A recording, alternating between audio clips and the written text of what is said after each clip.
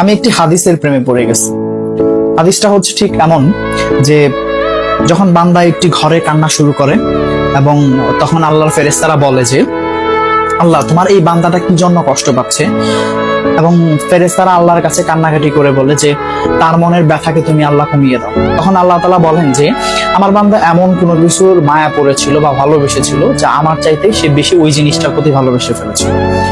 আমি আমার বান্দার কষ্ট আমি বুঝি এবং আমি দুঃখী মানুষের মানে ভগ্ন হৃদয়ের মানুষের খুব কাছাকাছি অবস্থান করি।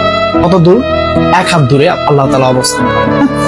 এবং আরেকটা কথা হচ্ছে ফেরেশতারা তখন বলতে থাকে আল্লাহ তুমি চাইলেই কি সেই বান্দার সেই অভাবগুলো তুমি পূরণ করতে পারো না?